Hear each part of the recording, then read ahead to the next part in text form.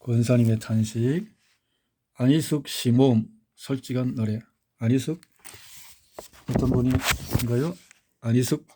자, 안희숙 아시는 분은 아시죠? 다 일제시대에 신사참배 거절하고 일본 국회의사당에서 당신네들 회개 안 하면은 불바다가 될 거요 했던 그대로 일본은 히로시마 나가사키에 원자폭탄을 맞았죠.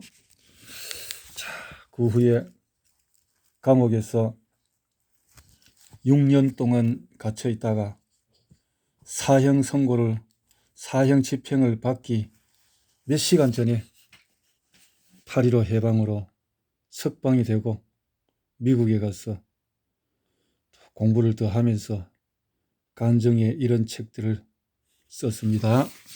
그 중에 한 건 솔직한 노래, 권사님의 탄식. 울먹이는 음성이었어요.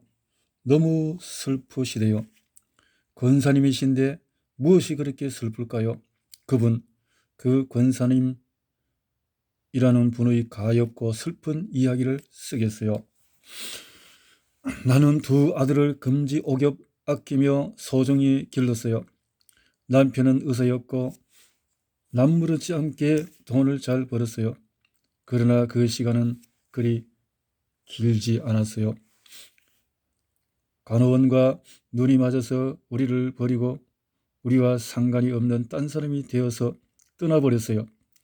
나는 지금 어떤 친구의 권면으로 교회를 다니게 되었어요. 나의 외로움을 달래줄 곳을 찾아 교회를 나가기는 했지만 예수님과는 거리가 멀었어요.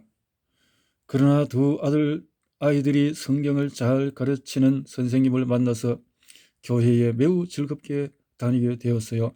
그 선생님은 열성적이고 사랑이 넘치는 분이었어요.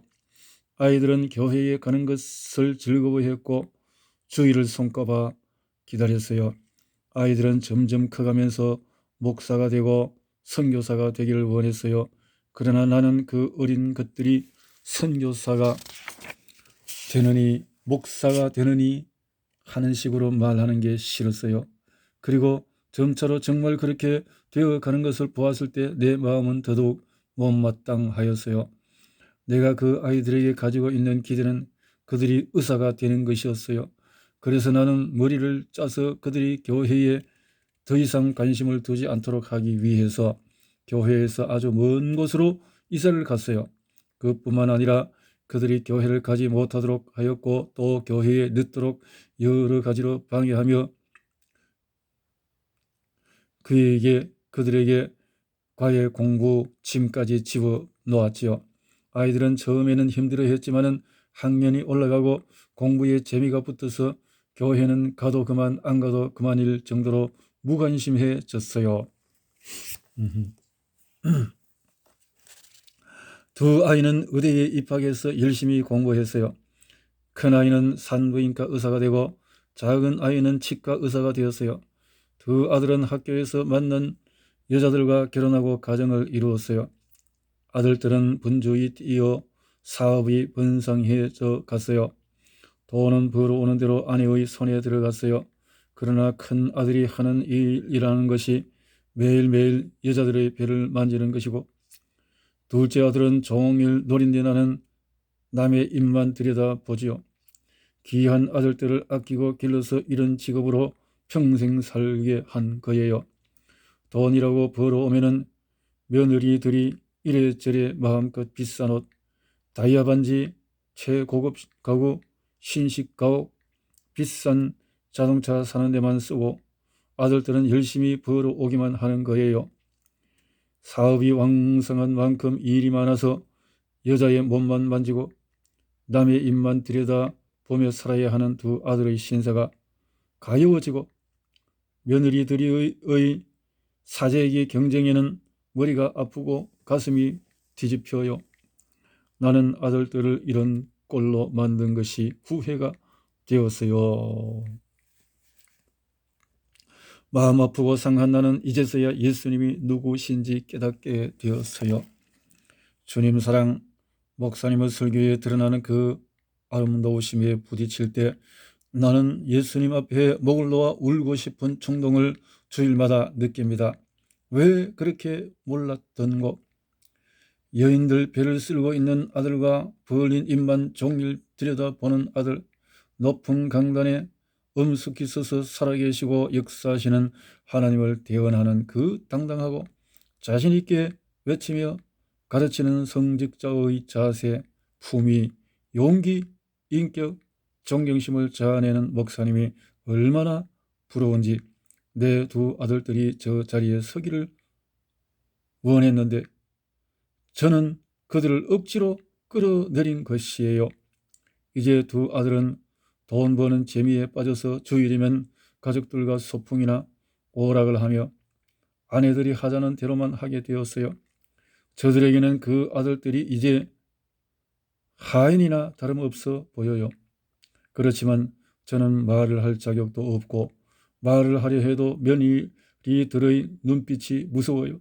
이제는 나는 늙고 힘도 맥도 아무 권리도 아들에게나 며느리에게나 없는 거예요. 더군다나 말할 수 없는 것은 모든 일들은 내가 만들어 냈으니까요.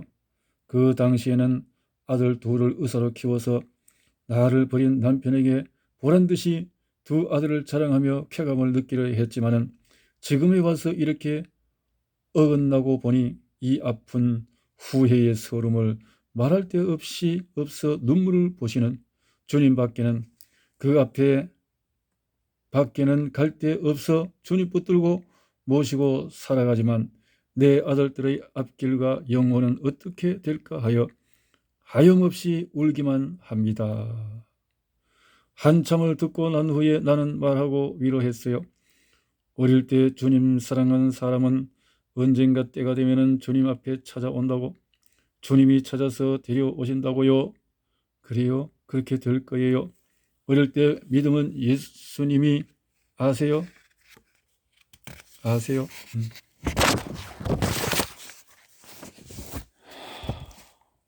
또 이런 일이 있었어요. 또 사모님, 이런 일이 있었어요. 어떤 교회 부흥회에 참석했다가 부인 한 분을 만났어요. 인사를 하고 이야기할 기회가 있었어요. 알고 보니 그분은 한 고등학교 동기 동창의 친척이었어요. 자연 이야기가 길어지고 가까워졌어요. 친구의 친척인데 알게 되었으니 함께 식사를 했어요. 신라 호텔 레스토랑에서 뷔페를 먹고 시간이 있어 백화점에 들러 그분이 원하는 것을 기념으로 사드렸어요. 그 후에 그분은 자주 전화를 걸어서 시간이 나는 대로 같이 다니게 되었어요. 그의 말에 의하면 내 동창 친구는 위암으로 몹시 고생하다가 벌써 세상을 떠났다고 했어요. 시간이 흐름에 따라 우리는 점점 더 가까워졌어요. 그런데 좀 거북한 말이지만 그분은 의뢰의 내게 대접을 받아야 하는 것이라고 생각을 했는지 한 번도 음식값을 내거나 어떠한 사랑을 표현한 적도 없으면서 당연히 만나야 되고 마땅히 내가 값을 치러야 하고 의뢰 내가 선물 주기만을 바라는 거예요. 사랑은 주고받는 것이라고 알고 있는 내게 불만이 생기기 시작했어요. 내가 뭐가 필요해서 그런 것이 아니라 그분도 웬만큼 사는데 어쩌면 그렇게 번번이 나만 내야 하는지 속상했어요. 그렇지만 그런 말을 할 수가 없잖아요. 그래서 점점 멀리하기로 하고 전화가 와도 바쁘다고 핑계를 대고 같이 나가지도 않고 그전처럼 다정하게 대해주지도 않았어요. 몇 달 동안 소식이 끊겼어요. 그런데 최근에 그가 전화를 걸어왔어요. 아주 다급한 음성이었어요. 놀라서 그 사연을 물었더니 옆집에서 불이 났는데 자기 집까지 번져 모두 다 타버렸다는 거예요. 그러면서 하는 말이 도와달라는 거예요. 무엇을 어떻게 도와야 하는지 물었더니 그 대답이 황당하더군요. 사모님, 제가 정말 이 사람이 원하는 대로 도와주어야 합니까? 사모님 같으면 어떻게 하실 건가요? 나 같으면 글쎄, 나 같으면 어떻게 했을까? 나 같았으면 그분의 집에 가볼 거예요. 무엇이 가장 필요한지 알아갖고 그 부분을 돕겠어요. 그렇지만 이 자매는 그 집에 갈 마음이 없었기 때문에 그냥 잊어버리기로 작정을 했다. 그러나 마음이 늘 꺼림칙하고 더욱이 기도할 때마다 마음에 걸려 가보아야지, 도와야지 하면서 1년이 넘도록 그냥 지나갔다고 한다. 그러던 어느 날 TV에서 자동차 사고 현장이 방영되고 신문에도 사고 장면이 사진 기사와 함께 실렸다. 알고 보니 그 친구가 자동차 사고로 죽은 것이었다. 너무도 놀랐고 또 마음이 아팠다. 아, 그처럼 도와달라고 했을 때 왜 도와주질 못했던가? 이제는 도울래도 도울 수 없지 않나? 왜 그렇게 냉정했던가? 내가 과연 그리스도인이란 말인가? 교회에 가면 뭐하나? 설교를 어떻게 들을 수 있나? 고민이 되고 후회가 태산 같았다. 사모님, 괴로워 못 견디겠어요? 이런 때는 어떻게 해야 할까요? 염려 마세요. 그분이 살아있을 때 얼마나 도우셨어요? 화가 날 많지 매번 음식값 내주고 선물 사주고 시간을 아끼지 않고 같이 있어 주었잖아요. 그는 당신의 사랑도 도움도 다 받은 사람이에요. 그가 도움을 요청했을 때 만일 당신이 다 들어주어 돕고 사랑을 베풀었어도 그는 누리지도 못했을 거예요. 그분은 당신에게 빚진 자로 떠났지만 당신이 투자한 것은 영원히 남을 거예요. 주기만 하고 받은 것이 없었으니까요. 그래요. 사랑은 오고 가야 해요. 일방적이면 지치고 짜증나고 화가 나고 원수가 되는 수가 있어요. 그래서 하나님은 우리에게 필요한 전부를 누리며 살게 하시면서 우리가 애써 번 것 중에서 정성껏 드리는 헌금을 기뻐하세요. 주고받는 것. 그것은 창조주와 피조물인 인간과의 사랑의 법칙인가 봐요. 이렇게 두 편에 대한 시가 아주 마음에 와닿습니다.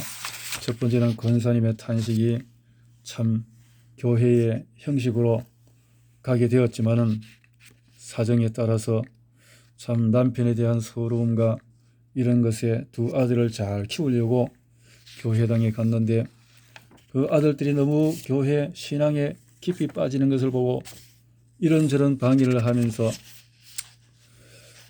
교회에서 거리가 먼 집으로 이사를 하고 또 혹은 교회 갈까 싶어서 여러 가지로 공부라든가 학원이라든가 등등으로 교회당에 못 가도록 방해를 해서 그 두 아들이 사회적으로 성공을 해서 두 아들이 다 의사가 되었지만은 한 아들은 늘 여자들 집에 가서 노는데 일락을 하면서 세월을 보내고 한 아들은 늘 사람들이 입만 쳐다보고 있는 그런 일을 하는 것이 너무 안타깝고 또 뭔가를 이제 늦게라도 권하고 싶어도 며느리들이 눈치가 보여서 어떻게 할 수가 없는 상황에 대해 너무 안타까운 그런 이야기가 있었네요. 두 번째는 참 사랑하고 너무너무 요청하는 사람이 미워서 마지막에 그 사람이 어렵고 불이 나고 했었을 때도 모른 척 했더니 결국은 그 사람이 차 사고로 죽었다라는 것에 너무 안타까움을 가졌지만 그러나 그 사람에게 끊임없이 도와줄 수는 없는 것이고 또 그만큼 도운 것도 큰 것이니까 사랑은 오고 가는 사랑이 되어야 하는 것이다 하는 걸로 그렇네요.